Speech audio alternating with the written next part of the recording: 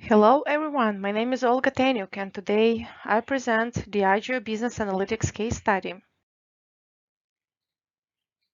In this presentation, we will take a structured approach to understanding Diageo's 2023 performance, incorporating a data-driven perspective to identify key trends and opportunities for improvement. First, we begin with an introduction outlining the scope of our analysis and the methodology used. Next, we analyze geographic performance, identifying where Diageo's profit is coming from and how store distribution impacts overall profitability. Then we move to a market versus Diageo performance overview.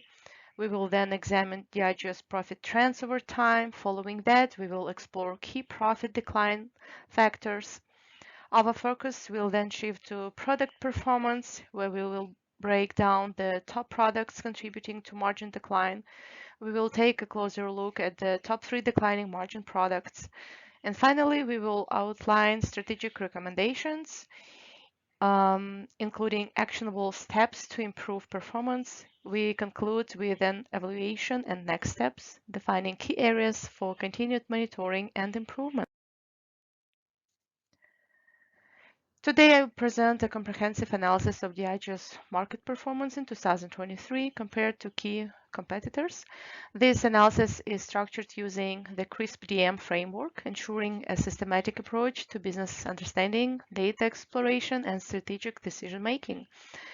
As market dynamics shift and profitability becomes increasingly competitive, it is essential to assess where Diageo stands, identify the factors driving profit trends, and develop actionable strategies to maintain and expand our leadership position. To make informed strategic decisions, we need to understand where Diageo's profits are concentrated and how our store footprint compares to the market. This slide provides a dual perspective, our most profitable locations and overall store density in relation to competitors. On the left, you see an overall store distribution showing where the highest concentration of liquor retail store exists, including competitors.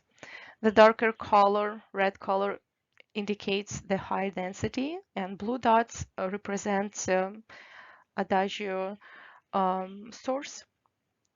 On the right, we see a geographic breakdown of our top performing stores in 2023.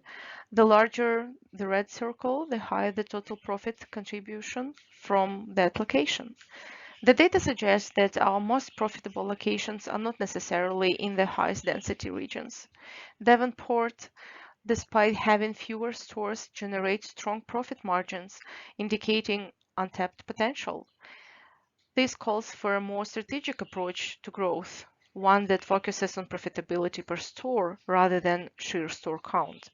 Moving forward, we need to explore targeted investments in high-performing regions while optimizing store operations in areas where saturation is impacting margin.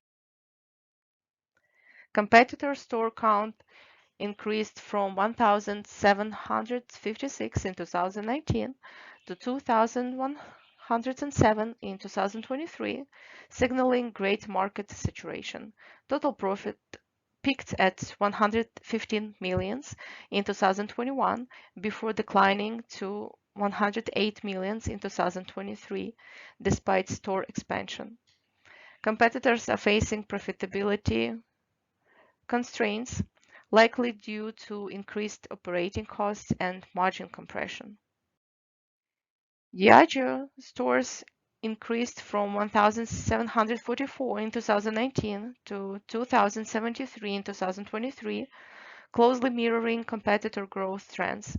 Diageo's total profit peaked at 29 million in 2021, but declined to 27 million in 2023, which is 7%, suggesting greater margin compression or market-specific challenges.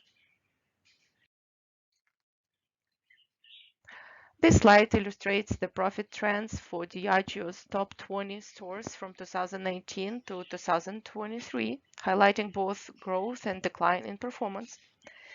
Many stores experienced a drop in profit in 2020, likely due to COVID, followed by a strong recovery in 2021 and 2022.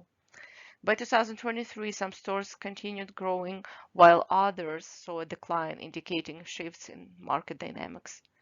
Costco Wholesale and Hy-Vee achieved over 1 million in profit, maintaining steady growth. Another round and Ben's Distributing also saw increasing profits, positioning them as emerging strong performers. Wilkie Liquors, Sam's Club, and some Hy-Vee locations experience flat or declining profit. These stores may require localized interventions to reverse their downward trends. While key stores are driving profitability, others are seeing declines, highlighting the needs for targeted store-level strategies. Investing in high-growth locations while addressing underperforming stores will be crucial for optimizing Diageo's retail footprint. On the next slide, we will review stores with a negative profit change in 2023. This chart highlights the top 10 stores experiencing the highest profit declines for Diageo's in 2023 versus 2022. Nearly all stores on this list suffered from a drop in profitability due to shrinking margins rather than reduced sales volume. Happy Wine and Spirits suffered the highest decline, 56K in 2023, followed by Central City, 50K. Margin decline is the primary cause of profit erosion, indicated in red.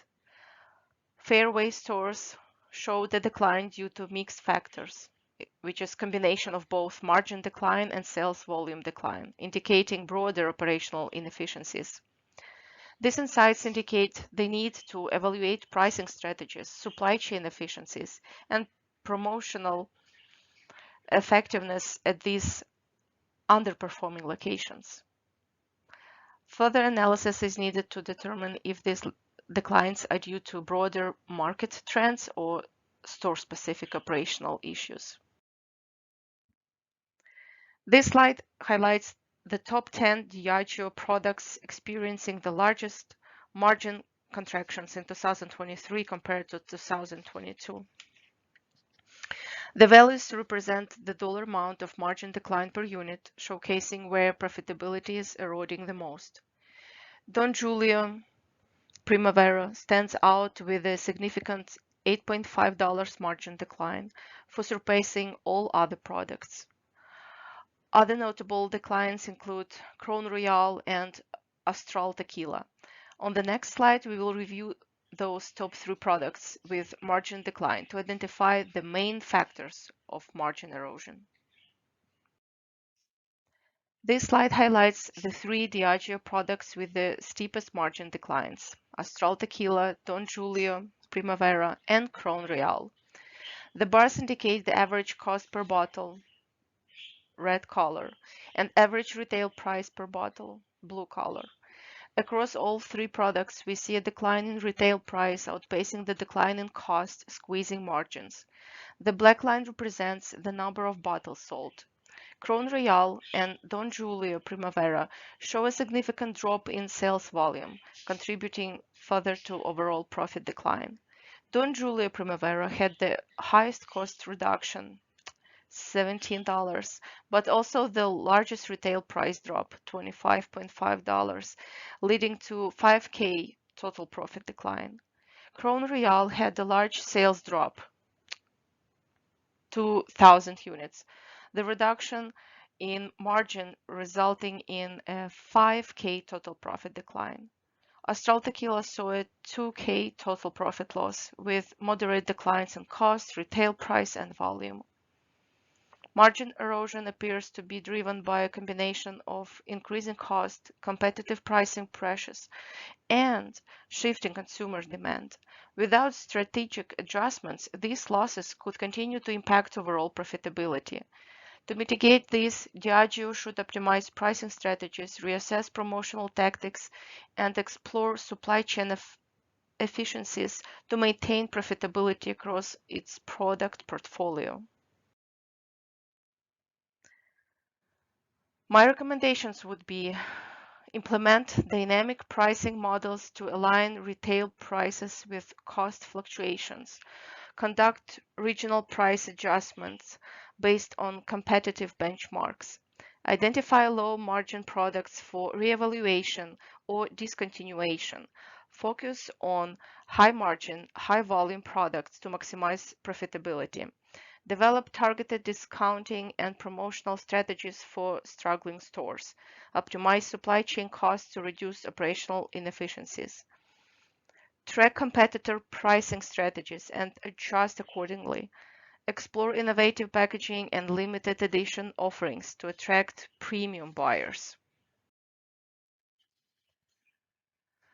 Margin erosion appears to be driven by a combination of increasing costs, competitive pricing pressures, and shifting consumer demand. Without strategic adjustments, these losses could continue to impact overall profitability. To mitigate this, Diageo should optimize pricing strategies, reassess promotional tactics, and explore supply chain efficiencies to maintain profitability across its product portfolio. The data exploration for this project was done in R and can be refreshed on a regular basis if new data is provided to monitor the effects of the new strategies. Thank you for your attention.